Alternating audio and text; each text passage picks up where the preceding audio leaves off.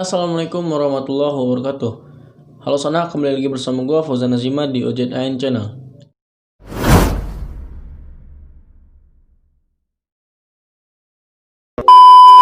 Di channel gue ini, gue akan bahas seputar traveling, adventure, tips, and review. Nah, bagi kalian yang suka dengan traveling, suka dengan adventure atau berpetualang, dan juga kalian ingin tahu tips bagaimana caranya berpetualang atau adventure ataupun traveling yang menyenangkan, nyaman, dan juga hemat biaya. Dan kalian ingin tahu review dari barang-barang yang gue pakai saat YouTube ini, dan juga kalian ingin tahu review dari tempat wisata yang wajib kalian kunjungi di Indonesia ini. Nah, jangan lupa untuk subscribe, tonton videonya, hidupi loncengnya supaya kalau gue update video terbaru itu masuk ke notifikasi HP kalian. Dan juga kalian like, komen, dan share sebanyak-banyaknya ke teman-teman kalian supaya mereka tahu dan mereka bisa mengunjungi channel gue. Terima kasih. Lanjut. Nah, di video kali ini gue akan bahas seputar tumbuhan.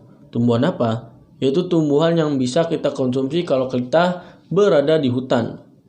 Bagi kalian pecinta alam atau sang petualang sejati, pasti kalian tahu tumbuhan-tumbuhan yang bisa kalian konsumsi di hutan. Nah, mungkin bagi kita yang orang-orang awam yang belum pernah terjun ke hutan, terjun langsung ke gunung ataupun ke alam bebas, itu perlu kita ketahui. Nah, itu juga ada pembelajarannya. Kalau kita ingin survival atau hidup di alam bebas, itu kita harus tahu trik atau pembelajarannya. Nah, kali ini gue akan berbagi ilmu yang gue ketahui, yaitu tumbuh-tumbuhan atau ciri-ciri tumbuh-tumbuhan yang bisa kita makan saat kita berada di hutan. Go! Tumbuhan yang pertama atau ciri-ciri tumbuhan yang pertama yang bisa kita konsumsi berada di hutan yaitu tidak berbulu. Karena bulu mereka itu sebagai bahan pelindung mereka. Ya, tentu saja kalau kita makan, bulu-bulunya itu terasa aneh saat kita konsumsi. Nah, jadi kita tidak boleh memakan tumbuh-tumbuhan yang berbulu.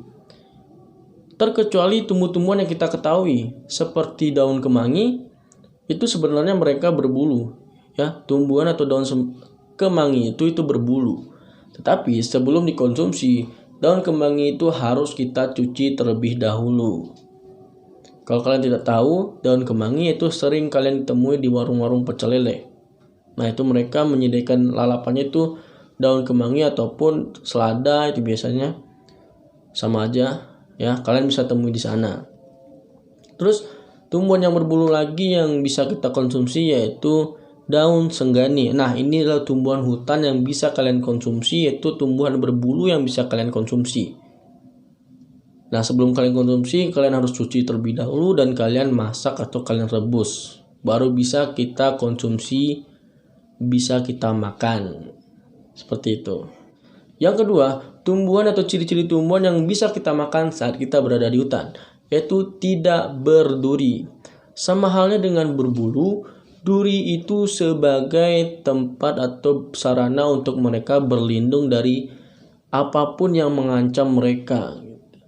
Seperti mawar yang berduri dan yang lain-lain. Tapi seperti halnya dengan berbulu tadi, ada beberapa tumbuhan yang berduri boleh kita konsumsi. Seperti buah salak, kulitnya tajam, batangnya juga berduri, tetapi mereka atau dia bisa kita konsumsi. Terus ada lagi bambu dan rotan. Nah, bambu dan rotan ini seperti kelapa. Tidak hanya untuk bangunan saja, untuk hal-hal untuk kita membuat rumah atau bikin tempat singgah. Ya, bambu atau rotan ini bisa kita makan. Rotan bisa kita konsumsi. Bambu atau anak bambu itu bisa kita konsumsi. Nah, bambu dan rotan itu sebenarnya berduri mereka. Tapi durinya itu duri-duri halus yang mungkin kita anggap itu bulu, tetapi itu sebenarnya duri-duri halus. Nah, itu bisa kita makan. Jadi selain itu, setahu gua itu tidak boleh kita makan karena ya mereka melindungi diri mereka dengan itu. Jadi tidak boleh kita konsumsi tumbuhan yang berduri.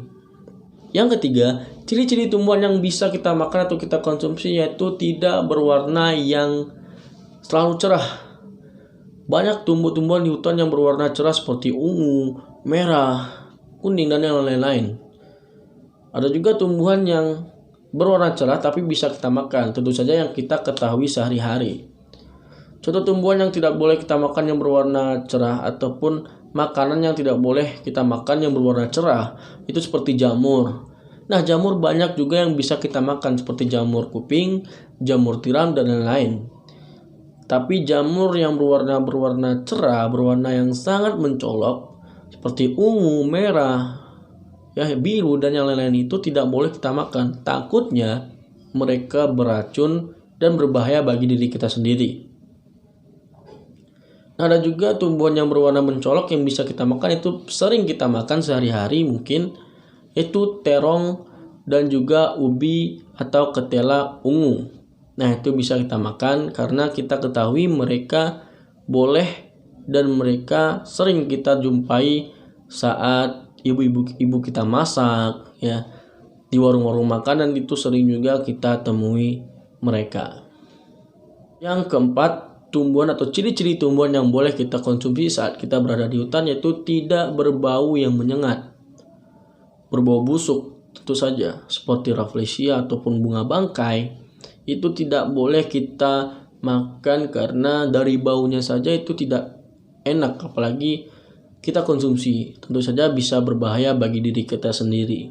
Yang kelima, ciri-ciri tumbuhan yang bisa kita konsumsi atau kita makan saat kita berada di hutan yaitu tumbuhan yang tidak bergetah terlalu pekat.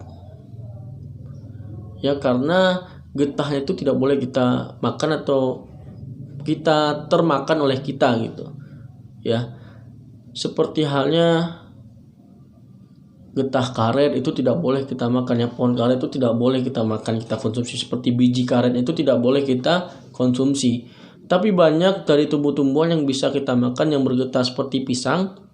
Dia bergetah, buah-buah seperti buah mangga, rambutan itu mereka bergetah, tetapi kita tahu kalau mereka itu buah-buahan yang bisa kita konsumsi atau kita makan dan baik bagi diri kita sendiri. Yang terakhir, ciri-ciri tumbuhan yang boleh kita makan saat kita berada di hutan yaitu tumbuhan yang dimakan oleh hewan mamalia. Seperti dimakan monyet, dimakan gajah, rusa, dan yang lain-lain. Ya, hewan-hewan yang menyusui itu adalah hewan mamalia. Nah, itu boleh kita makan karena makanan mereka itu sama persis seperti kita, seperti monyet. Mereka memakan buah-buahan seperti pisang, kacang-kacangan, dan yang lain-lain gitu. Sama halnya gajah atau rusa makan daun-daunan atau makan buah-buahan yang kita makan sehari-hari. Jadi hewan mamalia sama seperti kita makanannya.